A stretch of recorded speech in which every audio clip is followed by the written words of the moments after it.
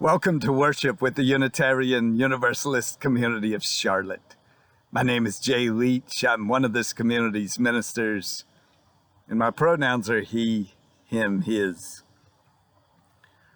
For several years now, I've had a huge crush on Henry Louis Gates. I've loved watching him and his documentary series and reading his essays and books. Like many of you, I've also enjoyed his demeanor and his delight in his PBS show, Finding Your Roots, watching as each week he takes us on a journey as two guests have their genealogy revealed to them.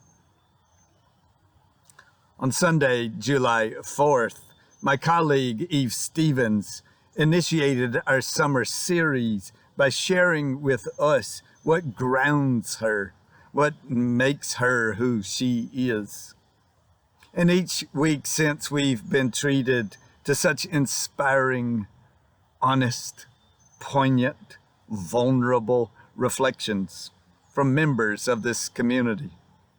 We owe a deep debt of gratitude to each of you who have gifted us with a reflection this summer. Thanks to each of you for what you have shared. It has been, in our own kind of way, a finding our roots summer. A time when we've been invited to ask ourselves, what roots us? What is it that we can't not do? Today marks the end of our summer series, and I'll be offering the bookend to Eve's beginning with my own reflection on what roots me. We've already been treated to the remarkable music of Simon George, a stunning jazz pianist who grew up in this congregation. We'll hear also from proud parents, Debbie and Tommy George, longtime members of our community. If you're watching this on Sunday morning, September 5th, I encourage you to access our public Facebook page now. Find a greeting post for today's service and offer your real-time welcome to one another. Thanks for sharing a portion of your Labor Day weekend with us, or whenever you are accessing this service. Welcome.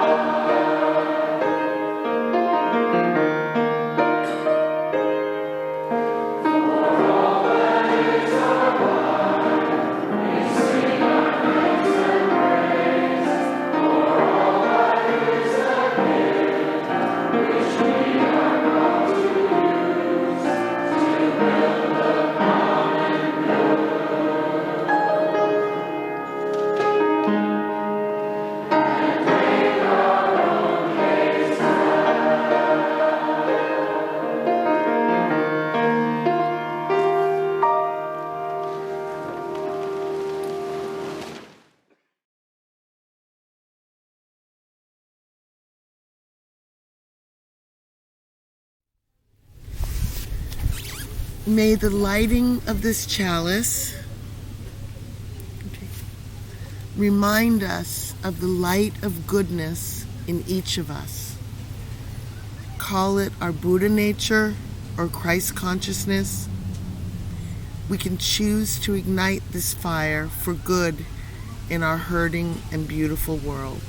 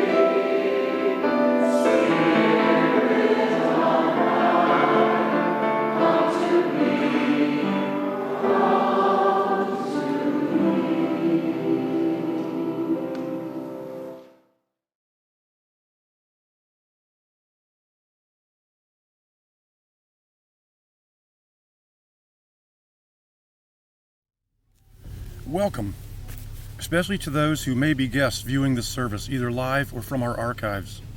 We are pleased to know that even in this virtual mode, we continue to attract newcomers.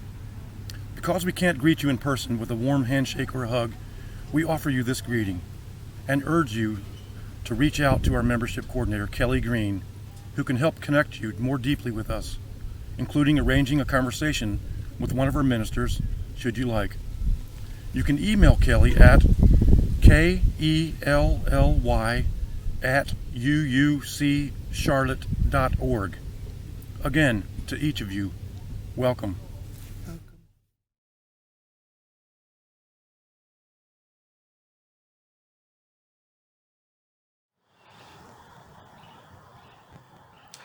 I was a sophomore in college in the full flush of wise foolishness when I staged a careful conversation with my dad.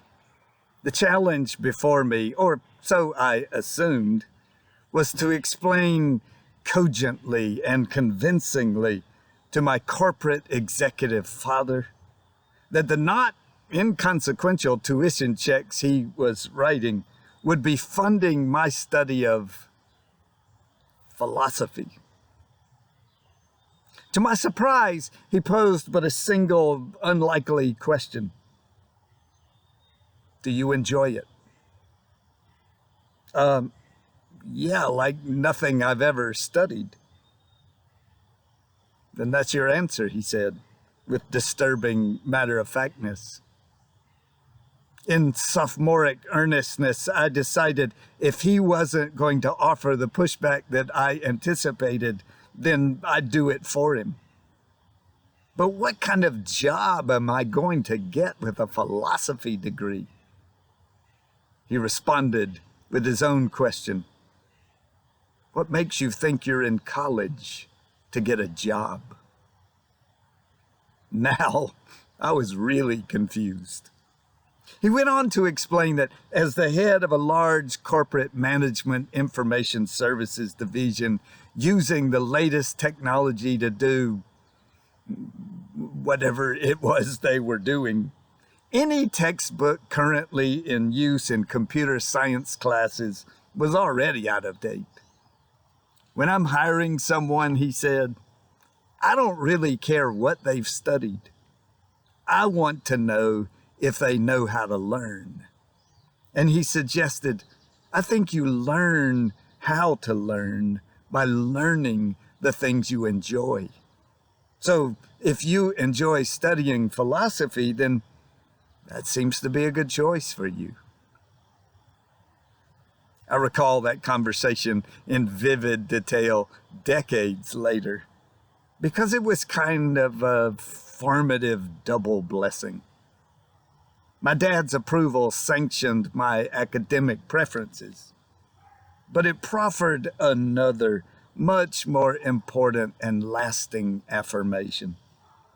Learning is something you should love. Learning is not just about what you are supposed to know, the means to some other end.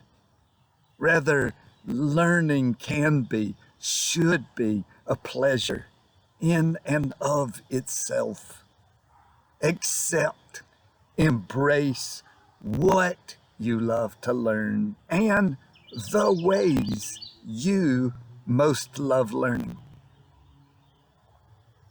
From that parental imprimatur, a blessing embodied in the way my dad approached and still approaches his own life, I can identify one of my core truths, something that roots and grounds and makes me who I am. I love to think about things, contemplate things, read and deliberate and debate and think some more.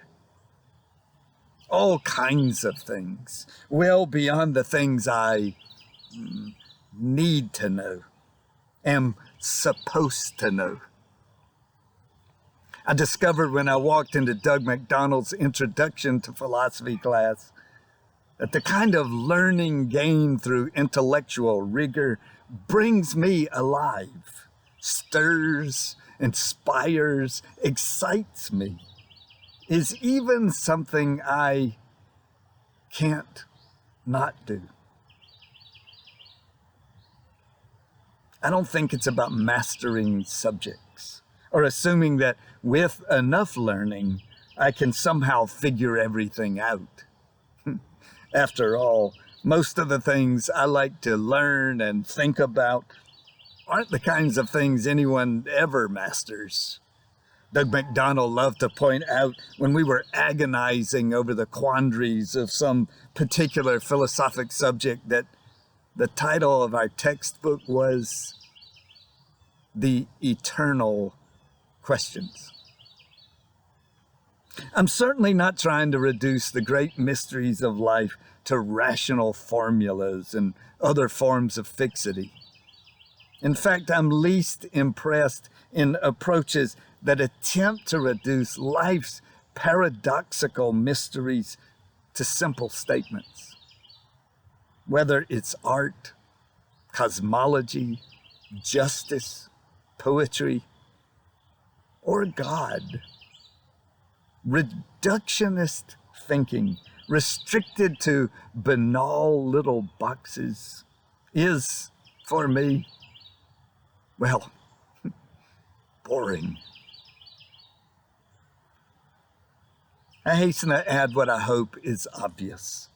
I don't think everyone ought to be like me, that thinking deeply and being brought alive by that particular kind of learning is some superior way of being.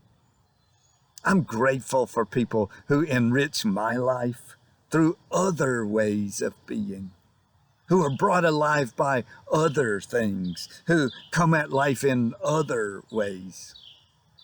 I'm grateful to be a part of a religion that values thinking, that isn't hesitant to offer an intellectual approach, but I'm also glad that we appreciate deeply both feeling and action. It's when we tell feelers to disregard their feelings, or when we tell thinkers that they need to get out of their heads, that we risk reducing our liberating religion to something restrictive. To ask me to get out of my head is to suggest that I need to disregard a big part of what brings me most alive. To imply that there's something wrong with being intellectual is to ask some of us to give up what grounds us, what makes us who we are. What a blessing I received as a young man when my dad urged me to be who I am, to love what I love, to learn in the ways I learn. May we be a community with the courage to offer that same blessing to one another.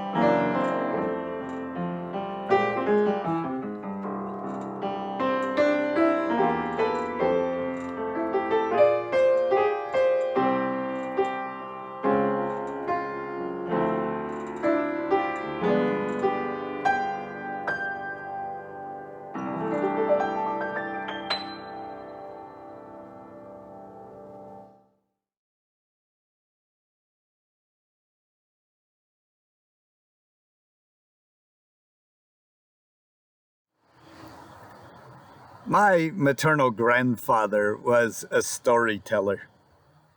Often his tales were told with a moral, a bit like an affable Aesop. Sometimes, however, he'd skip the story and go straight into the moralizing, more like a benevolent Buddha. And where both his stories and his moralizing were concerned, he seemed to think that repetition would help drive his points home. Among his more commonly repeated efforts at my moral education had to do with our socioeconomic standing. You got lucky, he'd say. You were born into a comfortable family. You don't have to struggle like so many people in the world. While he urged me to be grateful for my good fortune, he made clear that wasn't enough. You have a responsibility, he'd say, his voice growing earnestly quiet. You owe it to people less fortunate than you to be concerned about their well-being. You didn't get what you got just so you can enjoy it. You have a particular responsibility to contribute to the common good.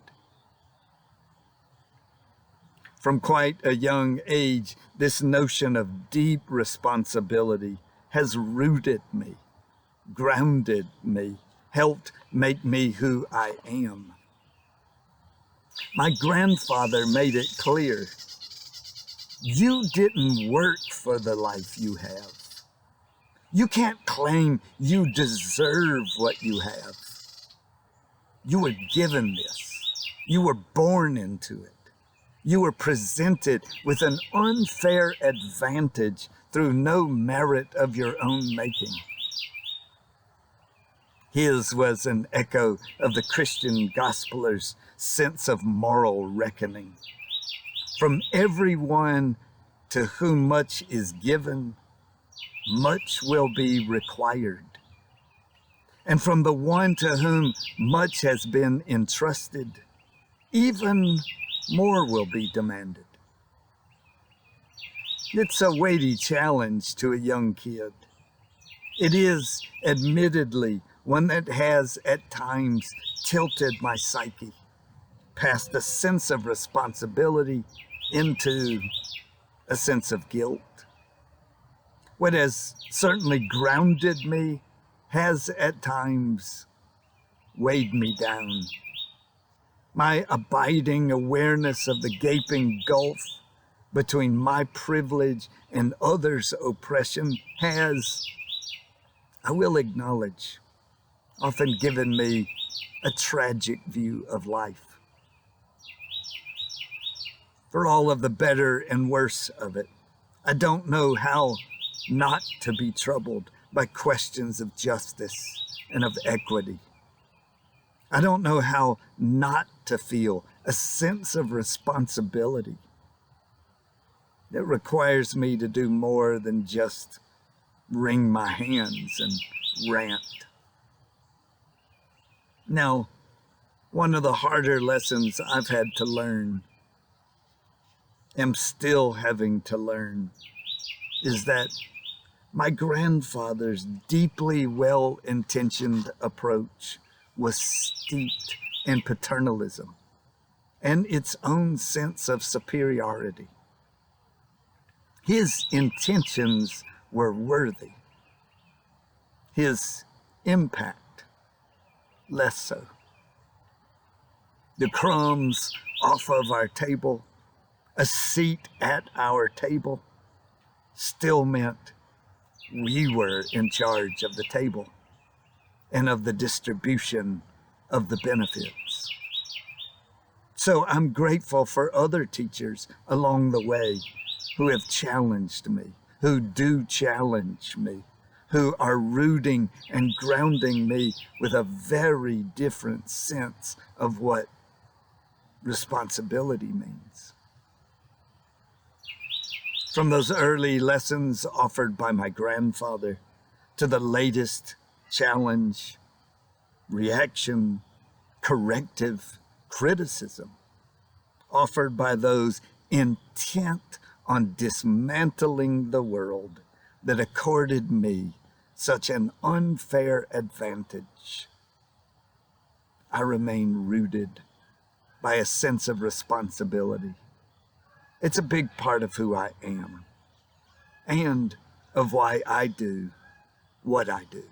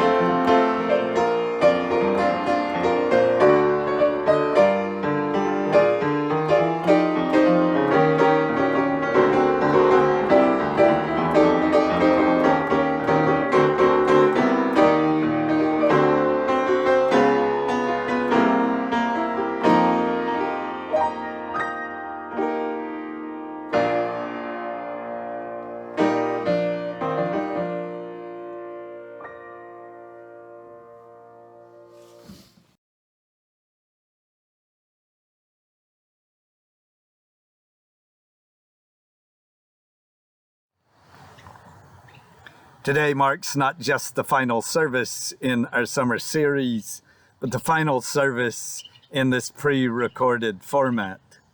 Beginning next Sunday, September 12th, we will be live streaming our service from our sanctuary at 234.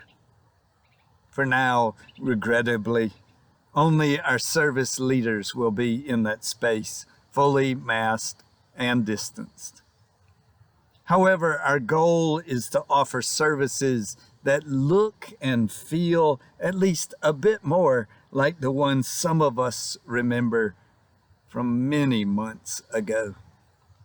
Watch our website or our electronic newsletter Currents for information about how to access the service. You'll find in those two places other information about other ways for you to engage in the life of this community beyond our Sunday service.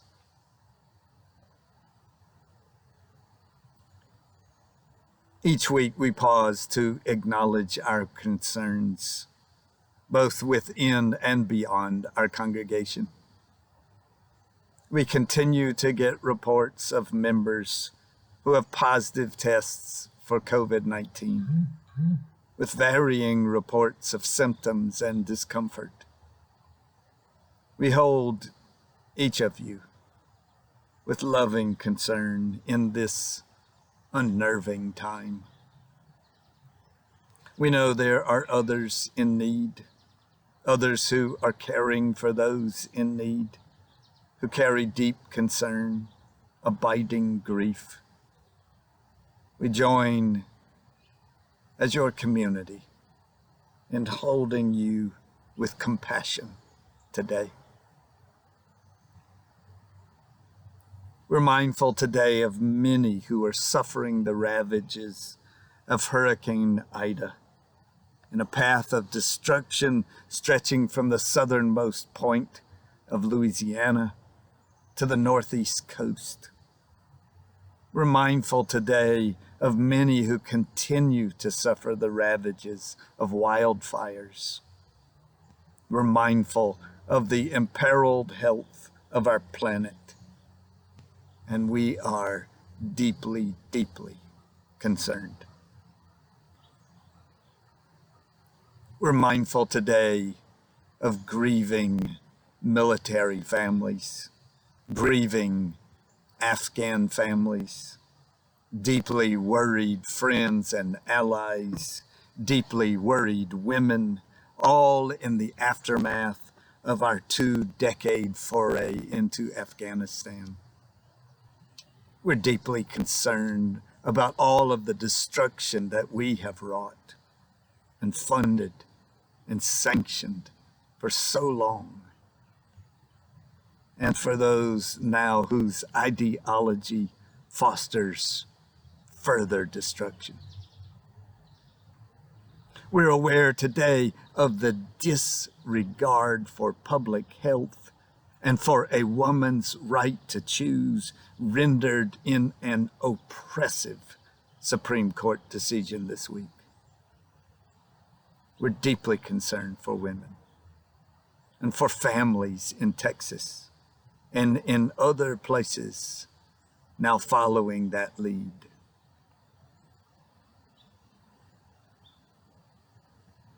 With all of these concerns and so many more on our hearts, we pause now for a time of meditation, deepening our breathing, quieting ourselves, closing our eyes.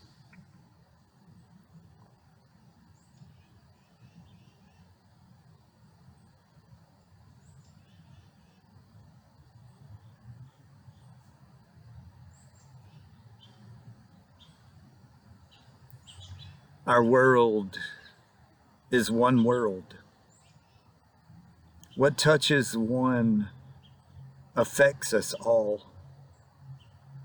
The seas that wash us round about, the clouds that cover us, the rains that fall.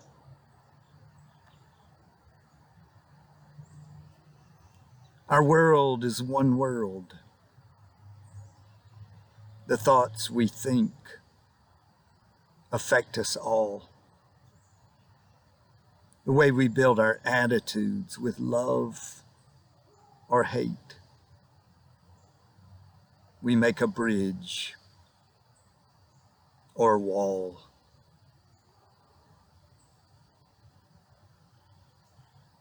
Our world is one world.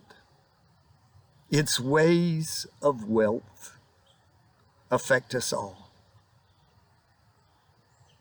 The way we spend, the way we share. Who are the rich or poor? Let's stand or fall. Our world is one world, just like a ship that bears us all, where fear and greed make many holes, but where our hearts can hear a different call.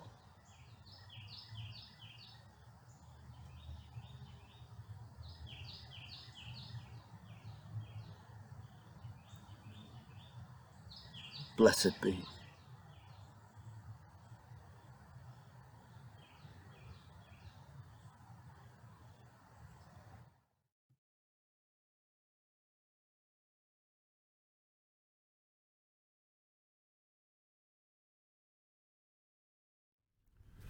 Do all the good you can, by all the means you can.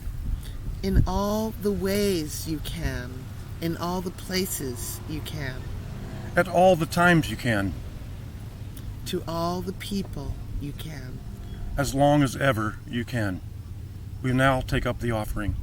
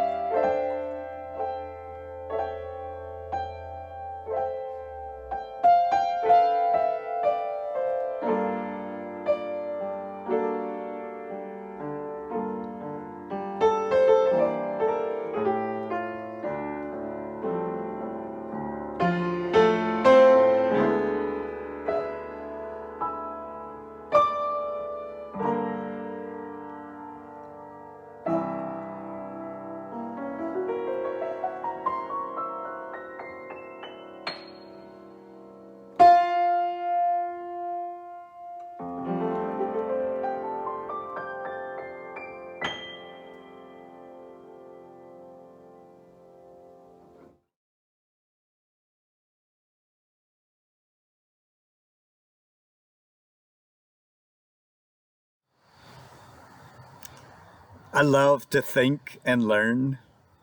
I feel a deep sense of responsibility. These things root me, ground me, make me who I am. But there's something more, something perhaps even more defining for me. Something I think about, read about, contemplate, but far more importantly, where this is concerned, experience. Beauty.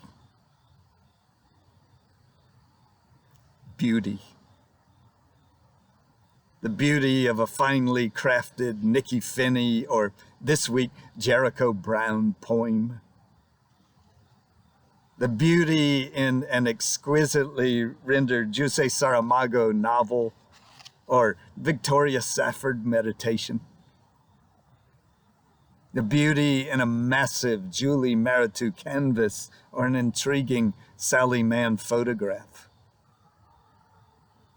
The raw beauty in old, dilapidated, falling down buildings, and in the ways an artist like Lonnie Holley crafts our cast-offs into things that get our attention. The beauty in North Carolina's Purple Mountain majesty, in the infinite expanse of a wide night sky in the Texas Hill Country, the otherworldly beauty of a California desert, or the simple beauty of a greenway walk right here in town. The beauty of hydrangeas and crepe myrtles and roses, leavings from prior owners and tenders of our yard. The beauty of people's, all kinds of people's faces and bodies. The beauty of Mavis Staples' unmistakable voice, of Misty Copeland's graceful dances, of the cello and tabla, and in the right hands, the accordion, of Jimmy's guitar and Jerry's noodling and Janice's screech, of Train and Miles and Monk and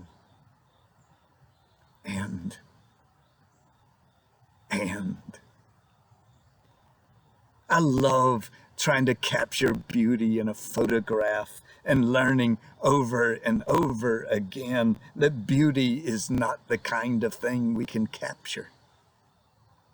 I love the way beauty surprises me every day. In a full moon, a hawk circling overhead, a rabbit on the front lawn, or the haunting call of an owl deep into the night.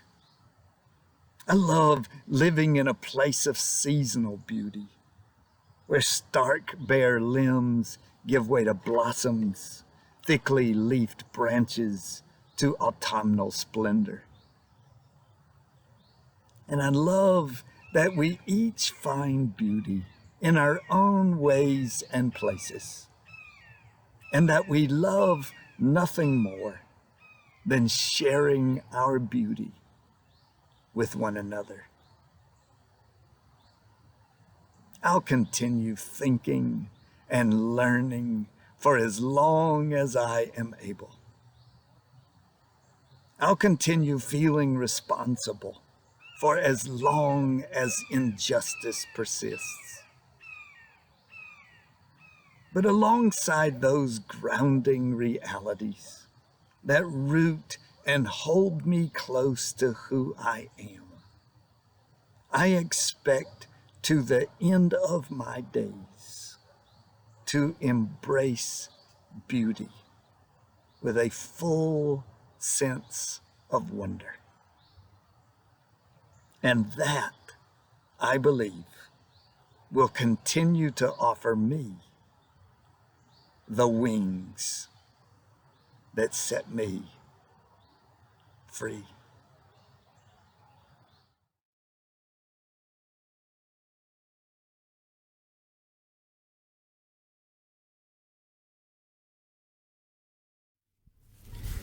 Take courage, friends. The way is often hard, The path is never clear. and the stakes are very high. Take Take courage, for For deep down there there is another truth. You are not alone.